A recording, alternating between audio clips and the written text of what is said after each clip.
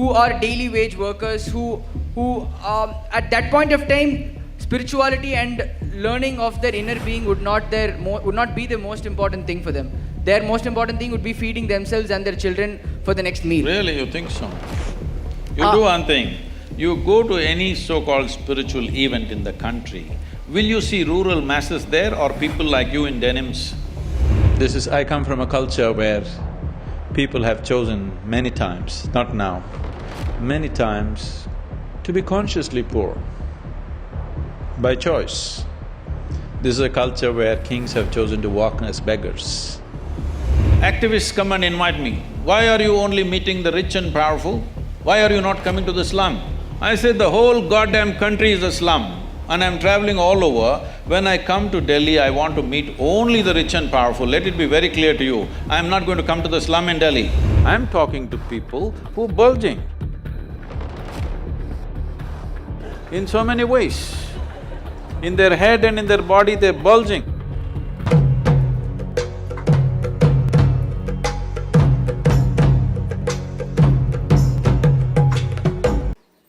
The population I work with that are in the verge of homelessness or they're addicts, if I tell them that it is your intellect and it's your perception and this doesn't exist, they will laugh at me because it definitely exists. Because it's the dumbest thing to say. Right. So I wanted to know the spirituality that you teach, the spirituality that many gurus teach. How is it usable for someone that doesn't have food to eat and it's going to become homeless and there's so many problems, especially in America. I mean, of course I teach them resiliency, it's a different fact, but every time I want to open my mouth and use some of your teachings, I have to step back. Now, the first problem is that you believe in the teachings because this is the problem with the entire world. They've been cultured in some belief or the other. This is what is significant about what is referred to as Sanatana Dharma or what is referred to as the Indian way of looking at things is, this is not a land of belief systems, this is a land of seekers. Never ever were anybody encouraged to believe anything. If you see anything that comes from that land, you will see it is all about questions, never about a belief system. If you enter an Indian home, in the same house, 5 different people are worshipping 25 different gods and goddesses. They're still not made up their minds, which is… and they have no problem, they'll never fight about it because it's a land of seeking. So, first mistake you make is you believe what I say. I am constantly reminding you, don't believe a goddamn thing that anybody says. But don't be foolish enough to disbelieve it either. All you have to do is experiment with it. Does it work or doesn't work? If it works, you keep it, otherwise rubbish it, what's the problem? Now, about somebody being hungry, somebody being homeless, somebody being in a war zones, all kinds of horrible things are happening on the planet. I am not ignorant of it. Anyway, you said living in a temple. I am not living in a temple. I am more of the world than you are. Every day, I want you to understand, I am running a volunteer organization with over 4,000 full-time volunteers and over 3 million part-time volunteers doing variety of work, huge projects, over a dozen businesses and the spiritual movement, okay? Now, I want you to understand, more things are going wrong with my life on a daily basis than anybody's life. Now, when a man is hungry, if you try to tell him, your intellect is the source of your problem, it's obscene. It's obscene, it's nothing short of that. I never spoke to hungry people and said, your intellect is the source of the problem. I'm talking to people who are bulging in so many ways. In their head and in their body, they're bulging. I'm only talking to that segment of the population. Those who are not fed well, I'm doing social projects with them with nourishment, education, health, all for free. Will I ever go and talk to a starved man in an Indian village and tell him, your intellect is the basis of all your problems? What makes you think that I'm that stupid? Do I look like that? So you also don't do that. This is for you. You need to understand this. There are a million problems on the planet. All these million problems are essentially because those who are reasonably well have never cared to reach out and do what needs to be done in the world. In many ways, they're making sure those people don't get it. Yes.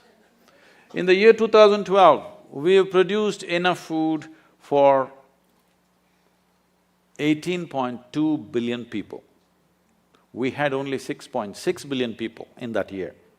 But still, 50% of the population is malnourished and hardly eaten anything. This is not because there is no food, this is because you and me have not cared, isn't it? So, is it true?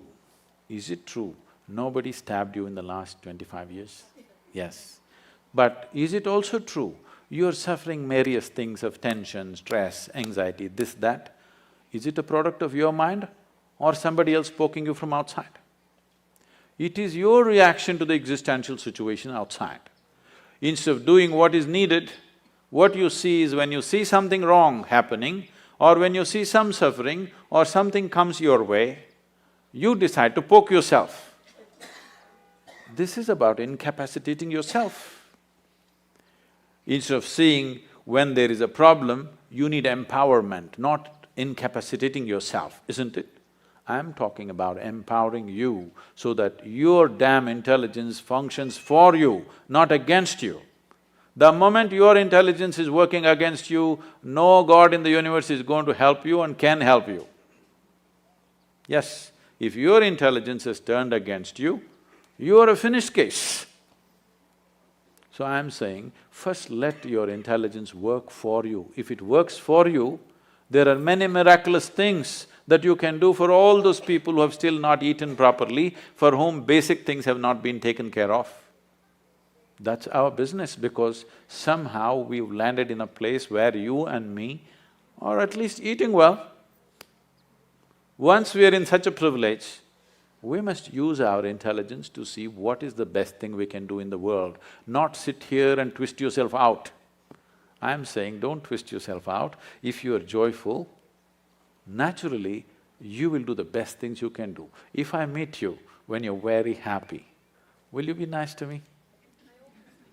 No. I don't believe that. When you're very happy, if I meet you, I'm sure you're a wonderful person. But when you're depressed, when you're unhappy, when you're frustrated, if I meet you, you could be a nasty person. This is true with every human being, isn't it?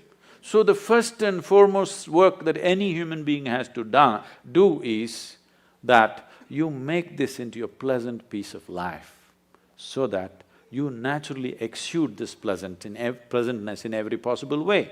If this is feeling unpleasant and you tell this one to be pleasant, is it going to work?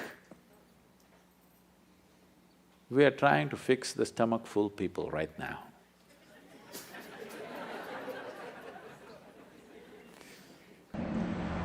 Why is there poverty and suffering in the world?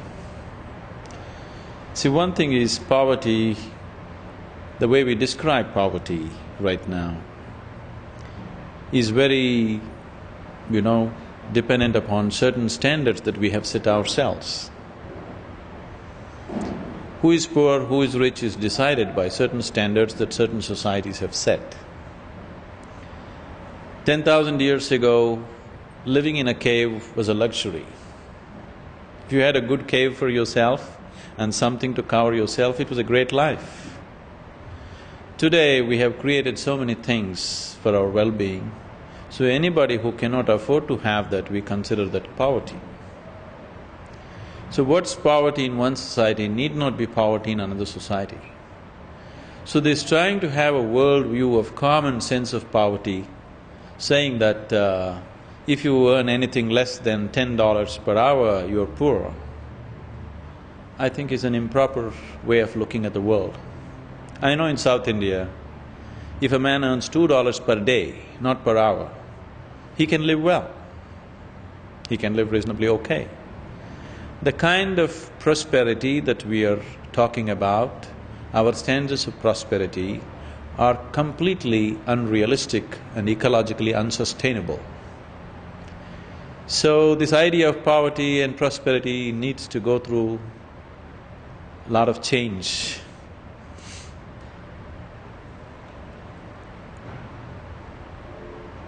I come from a culture where people have chosen many times, not now, many times to be consciously poor by choice. This is a culture where kings have chosen to walk as beggars. So, poverty is not necessarily in terms of whether you have a car to drive or not, whether you have a big house to live or not. That's not so. Definitely the world is poor because in spite of all this wealth, in spite of all this comfort and conveniences that science has heaped upon us, still people are living joyless, still people are living not knowing how to live. We know how to go to the Mars, but we still don't know how to live on this planet. That's definitely poverty. It is a common notion among people that spirituality is a rich person's area.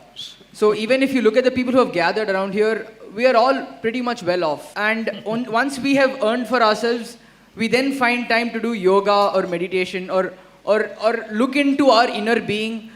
But as we were discussed all throughout the whole discussion till now, there are, yes, you yourself have said that 500 million people are still malnourished, and there are so many people in this country who are daily wage workers who at that point of time, spirituality and learning of their inner being would not be the most important thing for them. Their most important thing would be feeding themselves and their children for the next meal. Really, you think so? You do one thing, you go to any so-called spiritual event in the country, will you see rural masses there or people like you in denims? Who will you see? So, don't make conclusions which are not even true. Are we trying to prove something or are we trying to look at truth?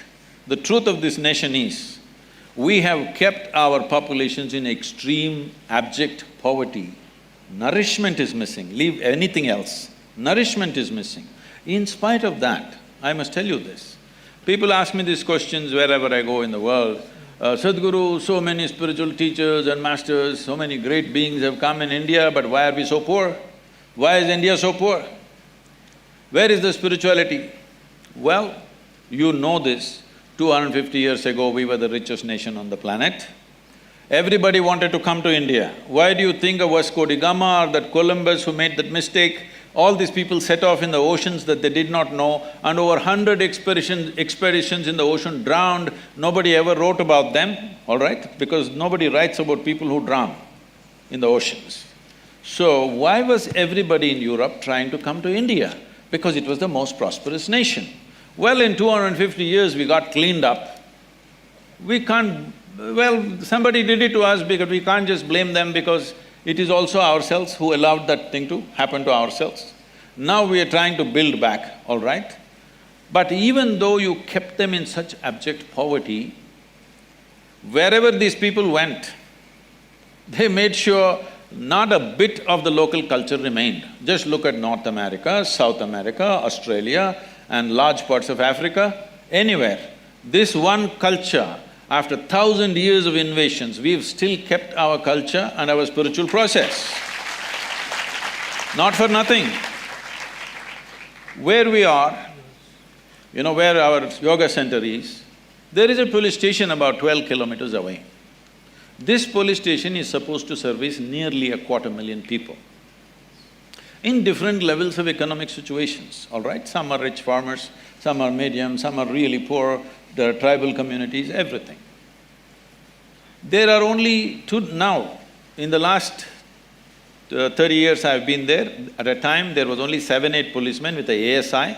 Today, there are about 14 to 15 policemen with a SI. This is an upgrade that happened 3 years ago.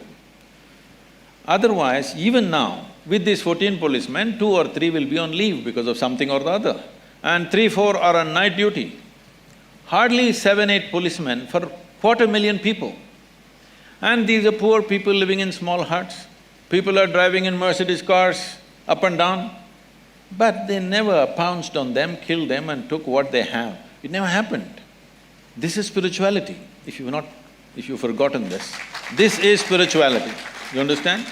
Well, you don't stretch this too far. You don't take their spirituality too far. You have to settle what they need in their lives as quickly as possible, otherwise they won't hold for too long. But it is because of that spiritual process, we as a nation have survived in spite of all the abuse that's happened to us. And don't say rural masses don't have spirituality, they are the ones who are really on. Urban masses are losing it, isn't it? But for people who are working every day, like for example, the maid in my house, for example, let's say she works in 5-6 different houses, she probably is able to make 4,000, 5,000 a month. And at that point of time, she would try to… the most important thing going in her mind would be educating her children, probably feeding herself. I am saying that they do deserve to have the self-awareness and the spirituality, but how will we… How will we do it? If you do not know this, 70% of our work is in rural India, where the poorest of the poor are, okay? It's free of cost. You walk with me in Tamil Nadu, you go into a village, the entire village will gather.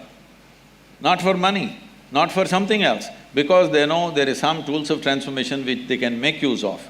So in the city, there is money involved simply because you want it in an air-conditioned room.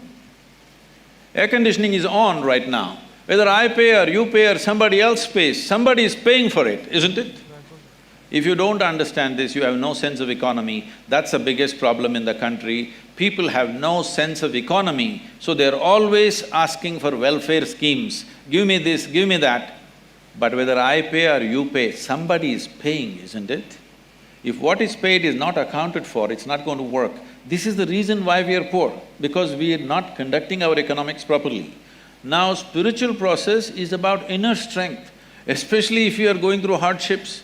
Inner strength is most important or no? That is the time to remove it. Is it there for the rural masses? Definitely there, much more. 70% of our time we are investing.